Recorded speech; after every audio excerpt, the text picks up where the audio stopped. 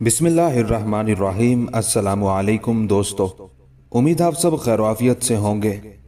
बुत शिकन पार्ट 12। दूसरे दिन गजनी के लश्कर को महाज जंग की तरफ रवाना होना था, मगर रवानगी से पहले वली अहद सल्तनत महमूद निजाम शाह से मुलाकात करने के लिए मस्जिद पहुंचा। निजाम शाह ने इस बार भी बड़े वालिहाना अंदाज में खड़े होकर महमूद का इस्तकबाल किया।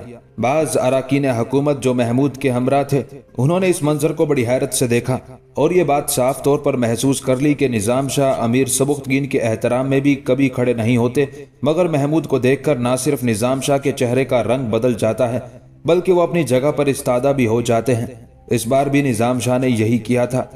पहले महमूद को गले लगाया और फिर कई बार उसकी पेशानी को बोसे दिए।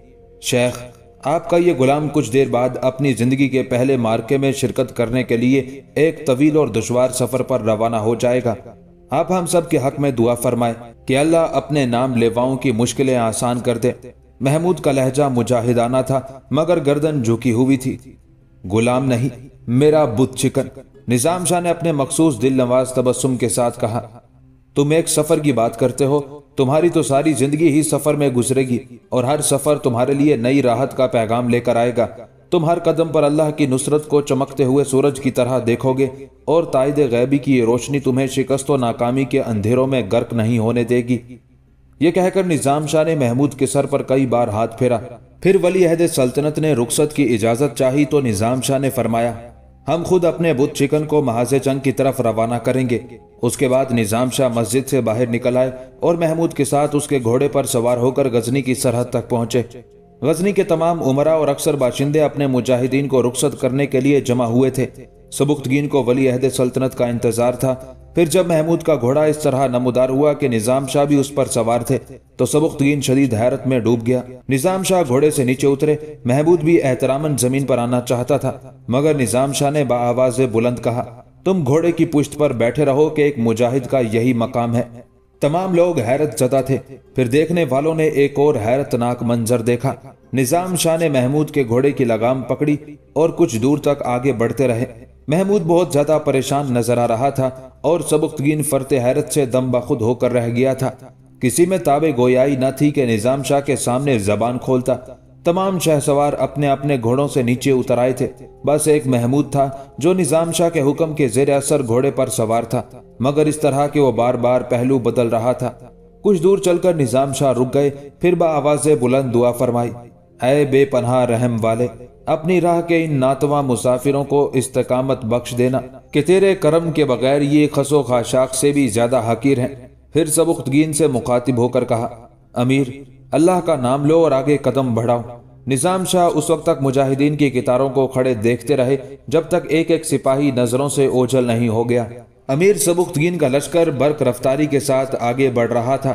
वो सिपह सलार बलराम सिंह के उस मंसूबे को नाकाम बनाना चाहता था कि राजा जयपाल की फौज अपनी ममलुकत की हदूद से निकलकर गजनी के करबो जवार में दाखिल हो जाए। बिलाखिर बलराम सिंह की जंगी हिकमत अमली नाकाम हो गई और अमीर सबुख्तगीन का लश्कर मुल्तान के करीब पहुंच गया। बलराम सिंह को सबुख्तगीन की मंसूबाबंदी पर हैरत थी। उसे दिल ही दिल में यह बात तस्लीम करना पड़ी कि अमीर गजनी एक बहुत बाखबर इंसान है। वो अपने दुश्मन को उसकी मर्जी के बगैर जंग करने की मोहलत नहीं देता। ये बहुत अच्छा हुआ बलराम सिंह कि सबुख्तगीन खुद चलकर मौत के करीब पहुंच गया है। राजा जयपाल ने इंतहाई मगरूर लहजे में अपने सिपह सलार को मुखातिब करते हुए कहा, देवता इसे जिल्लत व नाकामी के नर्क तक ले आए हैं। अब सबुख्तगीन का एक सिपाही भी जिंदा बचकर नहीं जा सकता। सम्राट, ऐसा ही होगा। बलराम सिंह ने मुख्तसर जवाब देकर जयपाल को टालने की कोशिश की और अपनी फौजों को तरतीब देने लगा। फिर कुछ देर बाद मुल्तान की सरहदों पर एक खौफनाक जंग शुरू हो गई। उस वक्त महमूद की उम्र 16-17 साल होगी। कमसनी के बावजूद अमीर सबुख्तगीन ने उस पर एक बहुत बड़ी जिम्मेदारी आयद कर दी थी। अगरचे दरपर्दे सबुख्तगीन तमाम जंगी अमूर की निगरानी कर रहा था, लेकिन ज़ाहिरी एतबार से महमूद ही इस्लामी लश्कर का सालार था। सबुख्तगीन की ख्वाहिश थी कि महमूद अपने दिमाग से फैसले करे और आजादाना तौर पर राजा जयपाल से जंग लड़े। फिर अगर उससे कोई लग्जिश हो जाए तो सबुख्तगीन मुनासिब हिदायत देकर उसकी इस्लाह कर दे। दरअसल ये उस बच्चे का इम्तिहान था जिसे कुछ दिन तक छोटे दरियाओं में तैराकी की तरबियत देकर समंदर में उतार दिया गया था। महमूद बड़ी बेजिगरी से लड़ा। कई बार उसने बलराम सिंह के लश्कर को पीछे हटने पर मजबूर कर दिया था। तकरीबन 8 रोज तक मुसलसल किस्मत आजमाई होती रही, मगर अभी तक जंग का कोई नतीजा बरामद नहीं हो सका था। इस दौरान एक बार यूं भी हुआ कि राजपूत सिपाही आगे बढ़ते चले गए और बलराम सिंह को अपनी फतह करीब तर नजर आने लगी, मगर महमूद ने अपने फौजियों को उनके अहद याद दिलाए और फिर ये पसपाई की तरफ जाता हुआ लश्कर अचानक पलट पड़ा और फिर देखते ही देखते मुजाहिदीन इस्लाम एक कोहे गिरा बन गए, यहाँ तक कि बलराम सिंह के सिपाहियों को पीछे हटना पड़ा। फिर उसी रात अरमगाना राजा जयपाल की इजाजत लेकर सिपह सलार बलराम सिंह से मिली। तुम इस वक्त यहाँ क्यों आई हो? बलराम सिंह ने हैरत ज़दा लहजे में कहा। अरमगाना ने जयपाल की मर्जी से इंतहाई शौक और चमकीला लिबास पहना था। महाराज, ये महाज़े जंग है और इस संगीन फिजा में मेरे जिस्म पर यह लिबास जेब नहीं देता। अरमगाना ने अपने मसनूई जज्बों की नुमाइश करते हुए कहा। जंग अपनी जगह है और तुम्हारा हुस्न अपनी जगह। राजा जयपाल ने मुस्कुराते हुए जवाब दिया था, हम एक हकीकत पसंद हुक्मरान हैं। मैदान जंग में दुश्मनों के सर काटते हैं और खलवत में अपना सर पाए महबूब पर रख देते हैं। अपनी उस हुस्न परस्ती के जज्बे से मजबूर होकर राजा जयपाल अरमगाना को भी जंग पर लेकर आया था और उसे हुक्म दिया था कि वह हर वक्त बेहतरीन मलबूसात से आरास्ता रहे।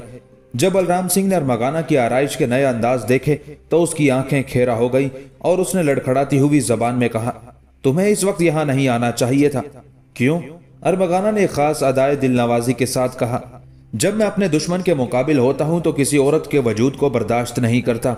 बलराम सिंह के लहजे से किसी कदर नागवारी का इजहार हो रहा था। एक मर्द एक वक्त में एक ही महाज पर जंग कर सकता है। मैं दुश्मन से लड़ूं या अपने नफ्स के खिलाफ जंग करूं? मैं तुम्हें तुम्हारा अहद याद दिलाने आई हूं बलराम सिंह। अरमगाना के होंठों पर बड़ी तौबा शिकन मुस्कुराहट थी। मुझे सब याद है, बलराम सिंह ने बेजारी से कहा। फिर इतनी देर क्यों हो रही है? अरमगाना बड़ी अयारी से राजपूत सिपह सलार के जज्बात को भड़का रही थी। सबुख्तगीन और उसका बेटा खुद चलकर यहाँ तक पहुंचे हैं और उन्होंने अपनी गर्दनें तुम्हारी शमशीर पर रख दी हैं। अब तुम्हें किस बात का इंतजार है? तुम उनके सर काटकर मेरे कदमों में क्यों नहीं रख देते? ये मैदान जंग है अरमगाना। बलराम सिंह बुरी तरह झुंझला गया था। कैफो निशात की कोई रंगीन महफिल नहीं कि एक रकासा को जिस तरह चाहा नाचने पर मजबूर कर दिया। कुछ भी हो बलराम सिंह, मैं जा रही हूं। अरमगाना ने बड़े गरूर से अपनी खूबसूरत आंखों को गर्दिश देते हुए कहा, मैं तुम्हें बस एक रात की मोहलत देती हूं। अगर कल तक तुमने सबुख्तगीन की फौजों पर गलबा हासिल नहीं किया तो फिर मेरे और तुम्हारे दरमियान कोई मुआहिदा नहीं। यह कहकर अरमगाना राजपूत सिपह सलार के खेमे से निकल गई थी। बलराम सिंह रात भर एक अजीब सी आग में सुलगता रहा। फिर दूसरे दिन बलराम सिंह अपने मोतबर सिपाहियों का एक दस्ता लेकर मैदान जंग में दाखिल हुआ और दीवानावार जंग करता हुआ उस मकाम तक पहुंच गया जहां महमूद घोड़े की पुश्त पर बैठा अपने लश्कर को दुश्मन से लड़ा रहा था। इस कश्मकश में बलराम सिंह के तमाम साथी जख्मी होकर जमीन पर गिर पड़े थे या फिर हलाक हो चुके थे। अब राजपूत सिपह सलार तन्हा था और हर तरफ से हरीफ सिपाहियों के दरमियान घिर चुका था। जब महमूद तक पहुंचने का कोई रास्ता बाकी नहीं रहा तो बलराम सिंह ने चीख कर कहा, मैं राजा जयपाल का सिपह सलार हूं। मुझे कमतर दर्जे का कोई सिपाही हाथ ना लगाए। अगर तुम बहादुरों की नस्ल हो तो अपने सरदार महमूद तक मेरा पैगाम पहुंचा दो कि मैं उससे 10 ब 10 जंग करना चाहता हूं। इससे पहले कि सबुख्तगीन के सिपाही बलराम सिंह पर टूट पड़ते और उसका काम तमाम कर देते, महमूद ने राजपूत सिपह सलार की आवाज सुन ली थी। गजनी के वली अहद सल्तनत ने बुलंद आवाज में अपने सिपाहियों को मुखातिब करते हुए कहा, खबरदार, हमारे किसी सिपाही की तलवार इसके बदन को छूने की कोशिश न करे कि हम खुद इससे तन्हा मुकाबला करेंगे। मुजाहिदीन इस्लाम की उठी हुई शमशीरें हवा में मुअल्लिक होकर रह गई। उन्होंने बड़ी हैरत से अपने सरदार महमूद का हुक्म सुना था और दिल ही दिल में पेचोताब खा रहे थे। नायब सिपह सलार हसान तुर्क, जो एक उम्र रसीदा और तजर्बेकार शख्स था, घबरा कर बोला, साहबजादे, ये आप क्या कर रहे हैं? नरगे में आए हुए दुश्मन को फरार का मौका देना चाहते हैं? गुस्ताखी माफ, आपका यह हुक्म आदाब जंग के खिलाफ है। पता नहीं ये कौन शख्स है जो इतना बड़ा झूठ बोलकर आपको नुकसान पहुंचाना चाहता है। खुदा के लिए अपने जज्बात पर काबू रखिए। गुस्सा और इश्तियाल वो मोहलिक हथियार हैं जो एक सिपाही को अंदर से जख्मी कर देते हैं और इंसान जीती हुई जंग हार जाता है। मुझे तो इसमें राजा जयपाल की कोई चाल नजर आती है। कुछ भी हो हसान, महमूद ने बेनयाजाना कहा, उसने हमारी पूरी कौम की गैरत पर तानाजनी की है। हम उसकी एक ख्वाहिश जरूर पूरी करेंगे। और फिर महमूद के हुक्म पर उसके सिपाही दूर हट गए। बलराम सिंह शदीद आलम गज़ब में तलवार लहराता हुआ महमूद की तरफ बढ़ा। محمود نے اپنے دائیں بائیں کھڑے ہوئے نائب سپہ سالار حسام ترک اور دوسرے فوجی عہدیداروں کی طرف دیکھا۔ یہ کھلا اشارہ تھا کہ تمام لوگ ولی عہد سلطنت کے قریب سے ہٹ جائیں اور کوئی شخص اس انفرادی جنگ میں مداخلت نہ کرے۔ حسام ترک کے چہرے سے شدید ناگواری کے آثار ظاہر ہو رہے تھے، مگر وہ محمود کے حکم کے آگے مجبور تھا۔ بلرام سنگھ اپنی شمشیر کو فضا میں گردش دیتا ہوا تیزی سے محمود پر جھپٹا۔ ولی عہد غزنی نے اپنے گھوڑے کو بائیں طرف ہٹایا۔ بلرام سنگھ اپنے زور میں چند قدم آگے نکل گیا، پھر فوراً ہی برق رفتاری کے ساتھ پلٹا۔ دونوں جانبازوں کی تلواریں ٹکرائی، عجیب سی جھنکار پیدا ہوئی۔ اگرچہ اس وقت سورج اپنی پوری آب و تاب سے چمک رہا تھا، لیکن پھر بھی دیکھنے والوں نے کچھ چنگاریاں اڑتے دیکھی۔ یہ چنگاریاں فولادی ٹکڑوں کے تصادم سے پیدا ہوئی تھی۔ پھر بار بار شمشیریں ٹکرائی اور بار بار چنگاریاں اڑی۔ راجپوت سپہ سالار شمشیر زنی کے بہترین فن کا مظاہرہ کر رہا تھا۔ بلرام سنگھ کا خیال تھا کہ نو عمر ولی عہد سلطنت زیادہ دیر تک اس کے حملوں کی تاب نہ لا سکے گا، مگر اس کی ساری قیاس آرائیاں غلط ثابت ہوئیں۔ محمود نے نہ صرف بلرام سنگھ کے پے در پہ حملوں کو روکا تھا، بلکہ اس کے جسم پر کئی کاری زخم بھی لگائے تھے۔ اس کے برعکس محمود کے جسم پر ہلکی سی خراش تک نہیں آئی تھی۔ بلرام سنگھ حیران تھا کہ آخر یہ سب کچھ کیا ہو رہا ہے۔ خود محمود کو بھی اس لمحے اپنی سلامتی پر شدید حیرت تھی۔ ولی عہد غزنی اسے اپنے فن کی چابک دستی سمجھ رہا تھا، مگر وہ یہ راز نہیں جانتا تھا کہ نظام شاہ اس کے تحفظ کے لیے روز و شب دعائیں کر رہے ہیں، اور میدان جنگ میں اس کے جسم پر خراش نہ آنے کی دعائیں محض نگار خانم کی التجاؤں کا نتیجہ تھی۔ یہ خوفناک انفرادی جنگ کئی گھنٹے تک جاری رہی۔ محمود کے دست و بازو چل ہوتے جا رہے تھے۔ بلرام سنگھ زخموں سے چور تھا۔ اس نے ہندوؤں کی طاقت کی دیوی درگا کو مدد کے لیے پکارا اور آخری بار محمود پر فیصلہ کن حملہ کرنے کی کوشش کی، مگر اس کا یہ مذہبی جنون بھی رائگاں گیا۔ بلرام سنگھ بہت زیادہ زخمی ہو چکا تھا۔ پھر جب اس کے جسم پر کچھ تازہ زخم ابھرے تو ہاتھ سے تلوار چھوٹ گئی۔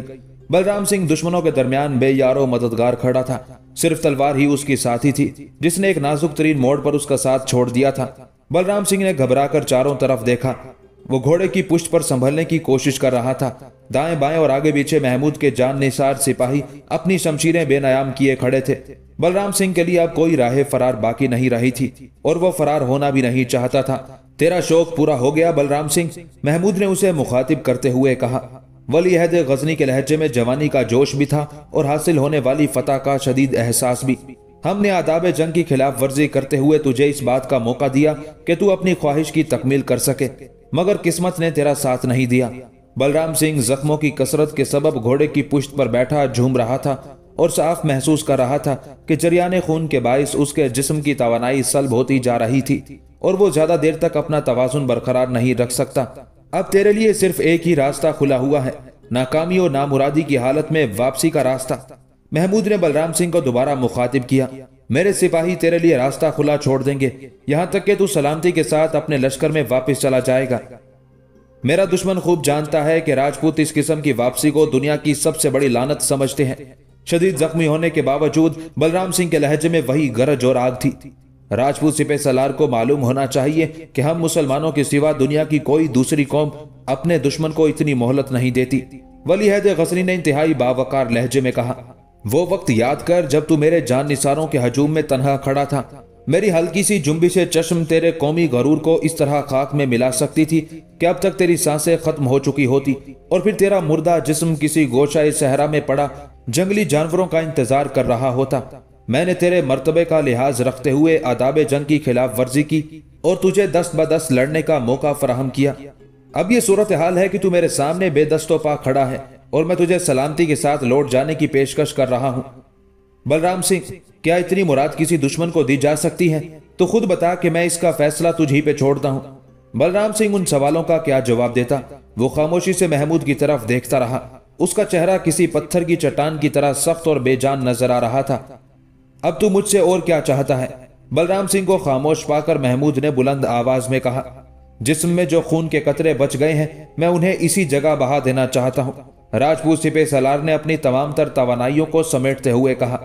تو پھر اپنی تلوار اٹھا لے، محمود نے بے نیازانہ لہجے میں کہا۔ میں چاہتا ہوں کہ جب تو اپنے لشکر میں جائے تو مسلمانوں کے اوصاف کھل کر بیان کرے اور اپنے ہم قبیلہ لوگوں کو بتائے کہ مسلمان کیسی زندہ اور اعلیٰ ظرف قوم ہے۔ سپہ سالار بلرام سنگھ بمشکل اپنے گھوڑے کی پشت سے اترا اور تلوار کی طرف بڑھا جو چند قدم کے فاصلے پر خاک آلود ہو رہی تھی۔ بلرام سنگھ نے جھک کر تلوار اٹھائی، پھر محمود کو مخاطب کرتے ہوئے بولا۔ ولی عہد غزنی، تجھے معلوم ہونا چاہیے کہ تیرا یہ حریف اب اس قابل نہیں رہا کہ گھوڑے کی پشت پر بیٹھ کر جنگ کر سکے، اس لیے میں تجھے آواز دیتا ہوں کہ تو بھی گھوڑے سے نیچے اتر آ اور مردوں کی طرح برابری کی سطح پر مجھ سے جنگ کر۔ دشمن کی یہ بڑی عجیب و غریب خواہش تھی جسے سن کر محمود مسکرانے لگا۔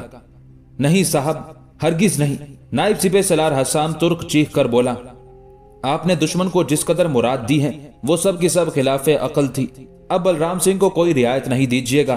یہ جنگ ہار چکا ہے اور ہارے ہوئے لوگ یا تو قتل کر دیے جاتے ہیں یا پھر انہیں زنجیریں پہنا دی جاتی ہیں، مگر آپ پھر بھی نرم دلی سے کام لے کر اسے اپنے لشکر کی طرف لوٹ جانے کی اجازت دے رہے ہیں۔ خدا کی قسم، جنگ و جدل کے مذہب میں یہ جائز نہیں۔ حسام ترک بہت زیادہ جذباتی ہو گیا تھا۔ محمود نے اپنے نائب سپہ سالار کی باتوں کو غور سے سنا مگر انہیں قابل عمل نہیں سمجھا۔ چند لمحوں بعد ولی عہد غزنی مسکراتا ہوا گھوڑے کی پشت سے نیچے اتر آیا اور آہستہ آہستہ بلرام سنگھ کی طرف بڑھا۔ محمود کے تمام سپاہی اپنے سردار کی اس حرکت پر دل ہی دل میں پیچ و تاب کھا رہے تھے، لیکن کسی میں اتنی جرت نہیں تھی کہ وہ لب کشائی کر سکے۔ پھر دیکھنے والوں نے دیکھا کہ راجپوت سپہ سالار بلرام سنگھ اور غزنی کے ولی عہد سلطنت محمود میں دوبارہ 10 جنگ شروع ہو گئی تھی، مگر یہ جنگ انتہائی مختصر تھی۔ شدید زخمی ہونے کے سبب سپہ سالار بلرام سنگھ محمود کے پے در پہ حملوں کو برداشت نہیں کر سکا اور بے ہوش ہو کر زمین پر گر پڑا۔ اپنے سردار کی شاندار فتح پر مجاہدین اسلام خاموش نہ رہ سکے اور بڑی دیر تک فضا اللہ اکبر کے نعروں سے گونجتی رہی۔ نائب سپہ سالار حسام ترک بہت تیزی کے ساتھ گھوڑے سے اترا اور بھاگتا ہوا محمود کے قریب پہنچا۔ اللہ کا احسان عظیم ہے کہ اس نے اس عجیب و غریب مارکے میں ہمارے سردار کو سربلند رکھا۔ شدت جذبات سے حسام ترک کی آواز لرز رہی تھی۔ بلرام سنگھ راجپوتوں کا غرور تھا مگر خالق کائنات نے ان کے غرور کو خاک میں ملا دیا۔ اب آپ اس کا سر کاٹ دیں اور مردہ جسم کو گھوڑے سے باندھ کر راجپوت لشکر کی طرف لوٹا دیں۔ جب یہ گھوڑا اپنے آقا کی لاش لے کر راجہ جے پال کے سامنے پہنچے گا تو مجھے یقین ہے کہ دشمنوں کے قدم میدان جنگ سے اکھڑ جائیں گے اور پھر فتح کی منزل ہمارے قریب تر آ جائے گی۔ محمود نے حسام ترک کی پرجوش باتوں کا کوئی جواب نہ دیا۔ وہ پلکیں جھپکائے بغیر بلرام سنگھ کے چہرے کی طرف دیکھ رہا تھا۔ اگرچہ بلرام سنگھ کے پورے جسم پر زخموں کی گلکاری تھی اور وہ سر سے پاؤں تک خون میں نہایا ہوا تھا، لیکن پھر بھی اس کے چہرے پر عجیب سی آسودگی اور طمانینت نظر آ رہی تھی۔ اور بالفرض اگر راجپوتوں نے اپنے سالار کی موت کا گہرا اثر قبول نہ کیا تب بھی اتنا ضرور ہوگا کہ ان کے دلوں پر ہماری ہیبت چھا جائے گی، پھر ہم انہیں کسی دوسرے محاذ پر آسانی کے ساتھ شکست دے سکیں گے۔ حسام ترک مسلسل بولے جا رہا تھا اور بار بار محمود کو اس بات پر اکسا رہا تھا کہ وہ اپنی شمشیر سے بلرام سنگھ کا سر قلم کر دے۔ نہیں حسام، ہم ایسا نہیں کریں گے۔ محمود نے اپنے نائب سپہ سالار کو ہاتھ کے اشارے سے خاموش ہو جانے کے لیے کہا۔ پہلے ہم یہ تصدیق کریں گے کہ یہ شخص بلرام سنگھ ہے یا نہیں۔ ممکن ہے اس نے ہمیں دھوکہ دینے کے لیے راجپوت سپہ سالار کا بہروپ بھرا ہو۔ اگر یہ شخص فریب کار ثابت ہوا پھر اس کے خون سے اپنی شمشیر کی پیاس بجھا دیں گے، اور اگر واقعتاً یہ بلرام سنگھ ہے تو پھر اس کے صحت یاب ہونے کا انتظار کریں گے۔ پھر جب یہ اپنے قدموں پر کھڑا ہو کر بولنے لگے گا تو ہم اس سے پوچھیں گے کہ اس نے یہ حماقت کیوں کی، آخر اس پر کیا گزری تھی کہ اپنے چند ساتھیوں کے ہمراہ موت کے کھلے ہوئے منہ میں چلایا۔ ہمارے نزدیک یہ تحقیق و تفتیش بہت ضروری ہے، اس لیے ہمیں کچھ دن انتظار کرنا ہوگا۔ یہ کہہ کر محمود نے اپنے چند سپاہیوں کو حکم دیا کہ وہ بلرام سنگھ کو اٹھا کر خیمہ گاہ میں لے جائیں اور درباری طبیب کے حوالے کر دیں۔ اس کے بعد محمود کے حکم پر بلرام سنگھ کے گھوڑے کو راجہ جے پال کے لشکر کی طرف ہانک دیا گیا۔ جب بلرام سنگھ کا گھوڑا اپنے سوار کے بغیر راجہ جے پال کے لشکر میں پہنچا تو ایک ہلچل سی مچ گئی۔ راجپوت سپاہی بے اختیار گھوڑے کی طرف دوڑے اور جب انہوں نے اس وفادار گھوڑے کی پشت پر انسانی خون کے دھبے دیکھے تو وہ بری طرح چونک اٹھے۔ پھر تھوڑی دیر بعد ہی پورے لشکر میں یہ خبر عام ہو گئی کہ سپہ سالار بلرام سنگھ دشمن سے مقابلہ کرتے ہوئے مارا گیا۔ یہ خبر راجہ جے پال نے بھی سنی۔ وہ چند لمحوں کے لیے بدحواس ہو گیا۔ اسے بلرام سنگھ کی جنگی صلاحیتوں پر حد سے زیادہ اعتماد تھا۔ وہ کچھ دیر تک سختے کے عالم میں کھڑا رہا، پھر اس نے اپنے ٹوٹے ہوئے اعصاب پر قابو پایا اور چیخ کر بولا، مجھے بہت افسوس ہے کہ ہندوستان کا ایک نامور سپوت اپنے دھرم اور دھرتی کی حفاظت کے لیے مارا گیا۔ دیوتا اس کی بے چین آتما کو شانتی دے، مگر اس کا یہ مطلب نہیں کہ سیناپتی کی عدم موجودگی میں بہادر راجپوتوں کی پوری فوج بیکار ہو گئی ہے۔ تم لوگوں کو معلوم ہونا چاہیے کہ میری فوج کا ہر سپاہی بلرام سنگھ ہے۔ اس کے بعد برہمن حکمران خیمے سے باہر نکل آیا اور اپنی فوجوں کو مخاطب کرتے ہوئے بولا، میری نظر میں تم سب کے سب بلرام سنگھ کے جان نشین ہو۔ تم پر اپنے سالار کی موت کا بدلہ فرض ہے۔ آگے بڑھو اور مسلمان حملاوروں کو بتا دو کہ راجپوت ناقابل تسخیر ہیں اور بھارت ورش پر دیوتاؤں کا سایہ ہے۔ اور جو زمین دیوتاؤں کے سائے میں ہوتی ہے اسے کسی طرح نقصان نہیں پہنچایا جا سکتا، اس لیے تم ہر خوف و خطر سے بے نیاز ہو کر لڑو، فتح صرف تمہارا مقدر ہے اور برہما نے تمہارے دشمنوں کی قسمت میں شکست تحریر کر دی ہے، یاد رکھو کہ اس تحریر کو کوئی نہیں مٹا سکتا۔ راجہ جے پال نے اپنے فوجیوں کو ہمت دلانے کی بڑی پرجوش اور ولولہ انگیز تقریر کی تھی، اور یہ اسی تقریر کا اثر تھا کہ راجپوت سپاہیوں کے جسموں میں چنگاریاں سی بھر گئی تھی اور آنکھوں میں نفرت و انتقام کے شعلے بھڑکنے لگے تھے۔ پھر اسی روز راجہ جے پال نے ایک دوسرے راجپوت سردار ہنومان سنگھ کو اپنی افواج کا سالار مقرر کر دیا۔ ہنومان سنگھ ایک 50 سالہ دراز قامت اور تنومند راجپوت سپاہی تھا۔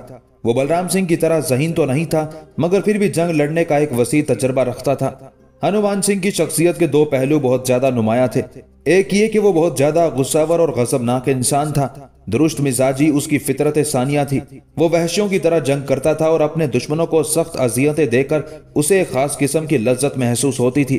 وہ اکثر مفتول لوگوں کے ساتھ انتہائی بہیمانہ سلوک کرتا تھا۔ ہنومان سنگھ اپنے دشمنوں کے دستوں پا کاٹ دیتا اور پھر ان کی بیچارگی پر ہذیانی انداز میں کہے لگاتا۔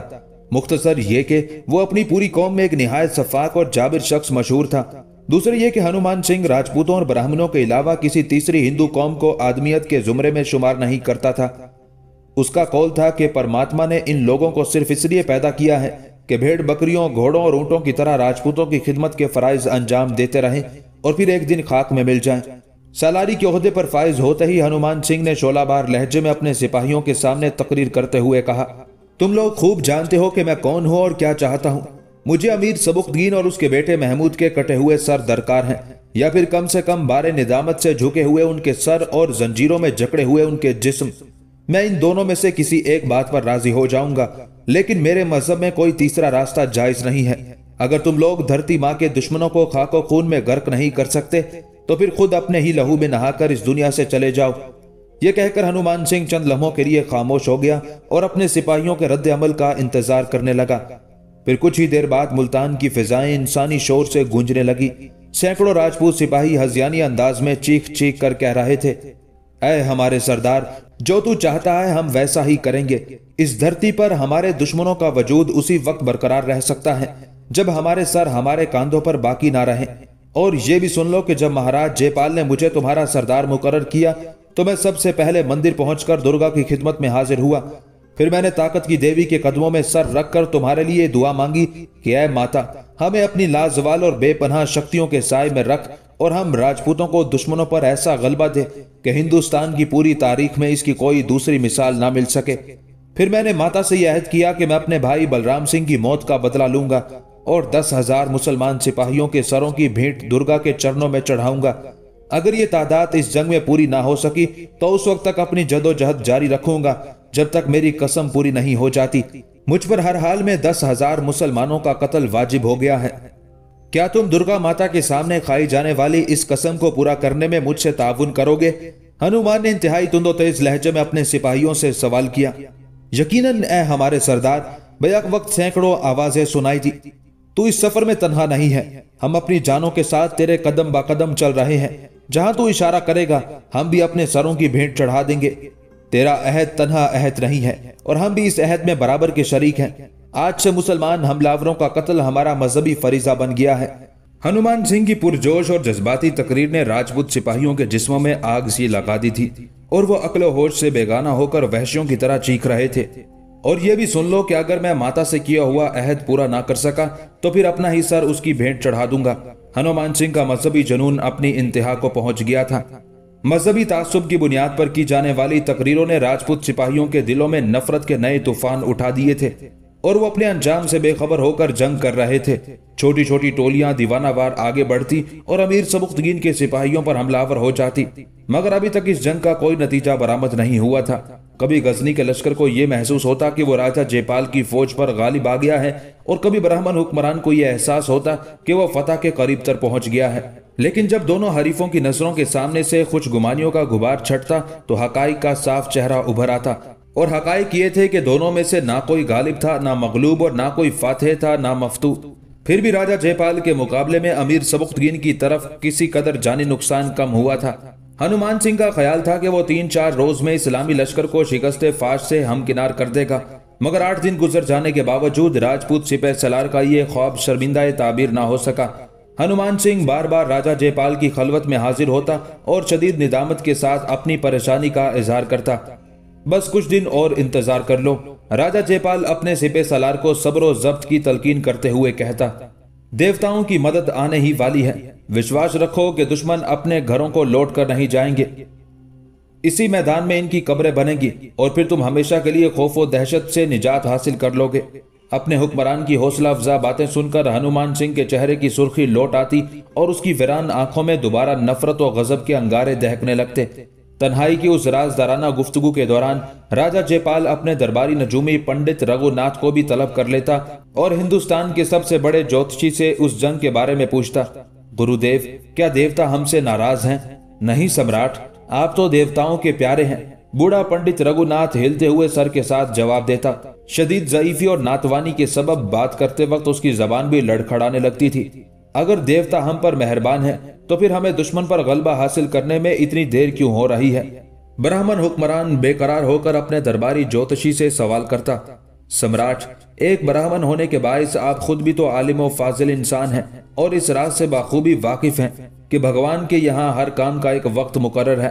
पंडित रघुनाथ मुतमईन लहजे में जवाब देता। बस कुछ दिनों की बात है, जब मरीख का मुश्तरी से मिलाप होगा तो आपको अजीम शान फतह की खुशखबरी मिलेगी। दुश्मन शिकस्त खाकर अपने ठिकाने की तरफ लौट जाएगा या फिर उसे बेड़ियां पहनाकर आपके सामने पेश कर दिया जाएगा। महाराज धीरज रखें, दोनों में से एक बात जरूर होगी, वरना मैं झूठा, मेरा इल्म झूठा। राजा जयपाल के साथ सिपह सलार हनुमान सिंह भी पंडित रघुनाथ की हौसला अफजा बातें सुनता और मुतमईन होकर मैदान जंग की तरफ चला जाता। राजपूत सिपाही अपने सालार की पुरजोश गुफ्तगू सुनकर पूरी तवानाइयों के साथ इस्लामी लश्कर पर हमलावर होते और शाम तक एक खून रेज जंग जारी रहती, मगर फिर भी कोई नतीजा बरामद ना होता। गुज़िश्ता 15 दिनों से दोनों लश्करों का यही मामूल था कि रोज सुबह होते ही मैदान कारजार में दाखिल होते और जब सूरज गरूब हो जाता तो अपने अपने खेमों की तरफ लौट जाते। जंग का कोई नतीजा बरामद ना होने के सबब अरमगाना शिराजी बहुत ज्यादा परेशान नजर आ रही थी। उसे खदशा था कि अगर राजा जयपाल ये जंग हार गया तो अमीर सबुख्तगीन उसे और असद शिराजी को माफ नहीं करेगा। उसी अंदेशे के सबब अरमगाना की नींदें उड़ गई थी और वो रात भर अपने राजा जयपाल से जंगी सूरत हाल पर मुख्तलिफ सवालात करती रहती थी। ब्राह्मण हुक्मरान अपनी खूबसूरत और जवान बीवी को मुतमईन करने के लिए इंतहाई पुरजोश लहजे में कहता। सुमित्रा देवी, आपका यह मनसब नहीं कि जंगो जदल की बातें करके रात की रंगीनियों को तबाह कर डालें। आपको इसका लिहाज रहना चाहिए कि हमारी आंखें दिन भर इंसानी खून का बहता हुआ दरिया देखती हैं और हमारे कान मुसलसल दर्दनाक चीखें सुनते रहते हैं। फिर हम इस उम्मीद पर तुम्हारे पास आते हैं कि रात का ये थोड़ा सा वक्त सुकून की हालत में गुजर जाएगा। तुम्हारी आंखों का गुलाबी खुमार हमारे जहन से खून रंग मनाजिर के गहरे नकूश मिटा देगा और तुम्हारे गुदाज होंठों से फूटने वाली मौसीकी हमारी समातों को तलवारों की झनकार से और मरते हुए इंसानों की चीखों के शोर से कुछ देर के लिए निजात दिला देगी और तुम्हारे मरमरी हाथों से मस होकर हमारे प्यासे लबों तक पहुंचने वाला जाम हमें मैदान जंग से निकालकर ख्वाबों के जजीरे में ले जाएगा। हम तुमसे बस यही तवक्को रखते हैं सुमित्रा देवी। राजा जयपाल ने अरमगाना शिराजी को उसके नए नाम से मुखातिब करते हुए कहा। हम तुम्हारे चेहरे पर फिक्र परेशानी का धुंधला सा अक्स भी देखना नहीं चाहते। तुम गुलाब के फूल की तरह शादाब रहो, बस यही तुम्हारा कार्य मनसबी है। जंग किस तरह लड़ी जाएगी ये हम पर छोड़ दो। तुम तो बस मुस्कुराओ, रात के अंधेरे में अपने हुस्न के चिराग रोशन करो और इस खाली सागर में अपनी मोहब्बत की सरमस्तियां भर दो। महाराज, मैं आपकी बीवी हूं, अरमगाना ने खास अदाए दिल नवाजी के साथ कहा। फिर इस संगीन सूरत हाल में किस तरह आपको तन्हा छोड़ सकती हूँ? मुझे जिंदगी के इस दुश्वार सफर में एक लम्हे के लिए बस अपने आप से जुदा ना कीजिए। अगर मैं इस जंग के बारे में फिक्रमंद ना होंगी तो फिर कौन होगा? हम तुम्हारे जज्बात की सच्चाई पर गवाही देते हैं सुमित्रा। राजा जयपाल के आसाब पर अरमगाना के साहिराना वजूद और पुरफरेब बातों का नशा तारी होता जा रहा था। हम जिंदगी के इस सफर में तुम्हारी रफाकत पर नाज करते हैं, फिर आप मुझे फतह की खुशखबरी क्यों नहीं सुनाते? अरमगाना शिराजी उस अल्लड़ दोशीजा की तरह मचल गई जो मोहब्बत के इब्तदाई दिनों में अपने महबूब से अजीब अजीब फरमाइशें करती है। गुरुदेव ने कहा है कि 15 दिन बाद मरीख और मुश्तरी का मिलाप होगा, फिर हमें एक बड़ी फतह हासिल होगी। राजा जयपाल ने पंडित रघुनाथ से होने वाली गुफ्तगू की तफसीलात बयान करते हुए कहा। परेशान न हो कि हम अनकरीब तुम्हें तुम्हारे ख्वाबों की ताबीर बख्शने वाले हैं। अरमगाना मुतमईन होकर राजा जयपाल के लिए नया जाम लबरेज करने लगी। जंग का कुछ भी नतीजा हो, मगर बलराम सिंह जैसे वहशी से निजात मिल चुकी है। अरबगाना ने राजा जयपाल की तरफ सागर बढ़ाते हुए सोचा, ये एक बड़ी कामयाबी है। इस दौरान दरबारी तबीब की मुसलसल निगहदाश्त के बाइस सिपे सलार बलराम सिंह के जख्म तेजी से भरते जा रहे थे और अब वो इस काबिल हो गया था कि अपने पैरों पर खड़े होकर किसी सहारे के बगैर कुछ दूर तक चल सके। बलराम सिंह को एक अलग खेमे में रखा गया था जिसके गिर्द हर वक्त सख्त तरीन पहरा रहता था। एक दिन महमूद बलराम सिंह के खेमे में दाखिल हुआ। वली अहद गजनी को देखकर बलराम सिंह तेजी से उठ खड़ा हुआ। उसके चेहरे पर शदीद गुस्से के आसार नजर आ रहे थे। महमूद, आखिर तुम मुझे कब तक जलील करोगे? बलराम सिंह के लहजे में बड़ी वहशत और आग थी। मैं बहुत बेचैनी से तुम्हारे सेहतयाब होने का इंतजार कर रहा था। महमूद ने इंतहाई सब्र व तहम्मुल का मुजाहिरा करते हुए कहा, तुमने मुझे मार क्यों नहीं डाला? बलराम सिंह के लहजे में वही बरहमी थी। मैं अपने दुश्मन को कभी ये इजाजत नहीं देता कि वो मेरी तीमारदारी करे। हजारों इंसानों ने अपनी आंखों से मेरी शिकस्त का मंजर देखा है। दुनिया जानती है कि मैं एक हारा हुआ इंसान हूं और जब राजपूत हार जाते हैं तो उनसे जिंदा रहने का हक छीन लिया जाता है। इसलिए मैं नहीं चाहता कि मेरा दुश्मन मुझे जिंदगी की भीख दे। मैं तुम जैसे आला ज़र्फ और बहादुर हरीफ से सिर्फ आबरूमंदाना मौत की तवक्को रखता हूं। तुम खुद ये काम करो या अपने किसी खिदमतगार को हुक्म दो कि वो मेरा सर तन से जुदा कर दे। फिर मेरी लाश राजा जयपाल के पास भेज दी जाए ताकि मेरी 5 साला बच्ची शकुंतला आखिरी बार अपने शिकस्त खोरदा बाप का चेहरा देख सके और मेरी बीवी सावित्री अपने शोहर की जलती हुई चिता के साथ खुद भी भड़कते हुए शोलों की खुराक बन जाए। अगर हम तुम्हें कत्ल करना चाहते तो उस वक्त ये काम बहुत आसान था, जब तुम बेहोश होकर जमीन पर गिर पड़े थे। महमूद ने ठहरे हुए लहजे में कहा, मगर हम तुम जैसे बहादुर इंसान को ये जाने बगैर कत्ल नहीं करना चाहते थे कि आखिर तुम्हारी इस वहशत के पीछे वो कौन सा जज्बा कार फरमा था जो तुम्हें मौत के खुले हुए दहाने की तरफ खींच लाया था। बलराम सिंह कुछ देर तक खामोश खड़ा सोचता रहा, फिर किसी कदर धीमे लहजे में बोला, महमूद, मैं तुमसे एक सौदा करना चाहता हूँ। कैसा सौदा? महमूद ने हैरान होकर पूछा। अगर तुम वादा करो मुझे मेरी मर्जी के मुताबिक कत्ल कर दिया जाएगा तो मैं मरने से पहले अपनी जिंदगी का एक खौफनाक राज फाश कर दूंगा। बलराम सिंह ने उसी बेनयाजाना लहजे में कहा। बलराम सिंह की अजीबो गरीब शर्त सुनकर महमूद के माथे पर कई बल पड़ गए।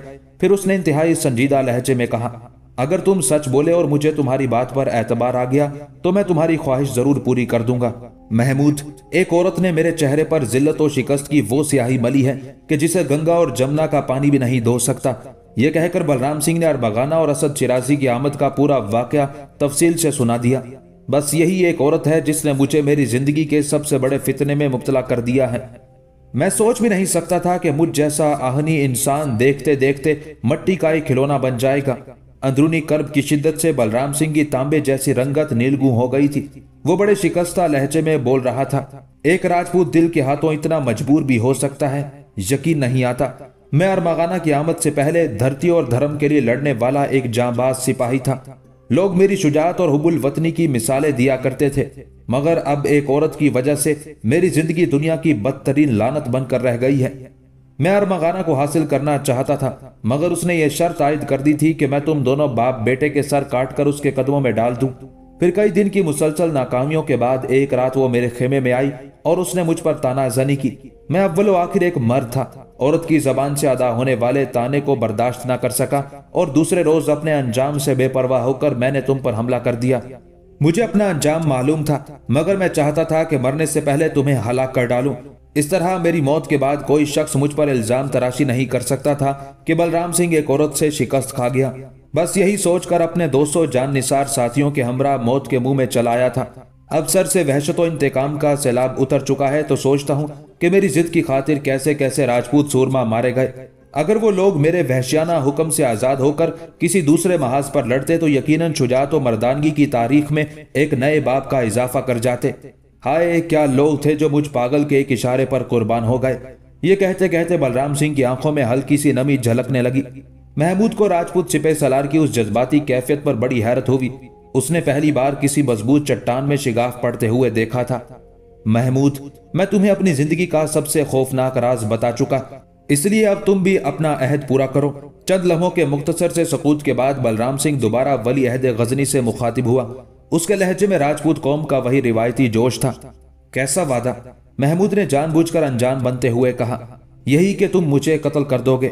यकायक बलराम सिंह का लहजा इंतहाई तल्ख हो गया था और चेहरे पर शदीद गुस्से के आसार नजर आने लगे थे।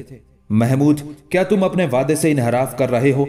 मैं तो समझता था कि तुम बहुत सच्चे और बहादुर इंसान हो।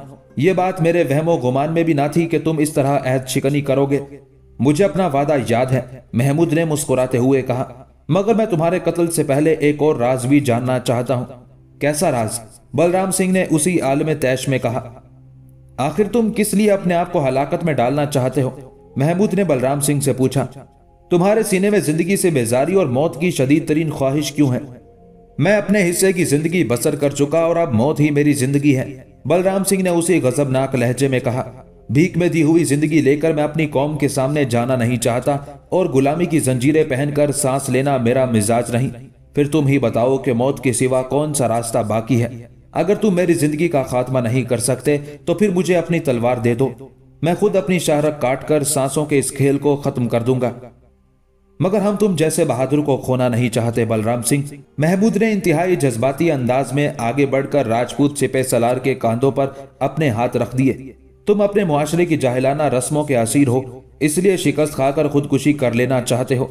महमूद बहुत देर तक बलराम सिंह को इस्लामी अकायद और बुत परस्ती के निजाम का फर्क समझाता रहा। फिर बहुत नरम और शीरी लहजे में बोला, तुम्हारे बकौल तुम अपने हिस्से की जिंदगी बसर कर चुके हो। अब मेरी ख्वाहिश है कि तुम कुछ दिन हम मुसलमानों के साथ भी गुजार कर देख लो। अगर हमारी रस्में तुम्हारे दिल में जिंदा रहने की तड़प पैदा कर दें तो फिर बाकी जिंदगी हमारे साथ ही बसर करो। बलराम सिंह कुछ देर तक हैरत और सकूत के आलम में खड़ा रहा, फिर आहिस्ता से बोला, अगर मुझे तुम्हारी रस्में पसंद नहीं आई। ये कहते हुए एक बार फिर राजपूत सिपह सलार के माथे पर बल पड़ गए थे। तो फिर तुम यहां से चले जाना, महमूद ने ऊंची आवाज में कहा, मगर याद रखना कि मेरा कोई सिपाही तुम्हें कत्ल नहीं करेगा। अगर तुम्हें शौके हलाकत है तो खुद अपने हाथ से अपनी गर्दन काट लेना, लेकिन यह खुदकुशी मेरे इलाके में नहीं होगी और मैं तुम्हें कोई खंजर भी फराहम नहीं करूंगा। यह कहकर महमूद जाने के लिए मुड़ा और फिर जाते जाते अचानक पलट कर बोला, अब तुम हमारे मेहमान हो, एक मुअज़्ज़ज़ मेहमान। तुम्हें यहाँ कोई शख्स गुलामी या शिकस्त का ताना नहीं देगा।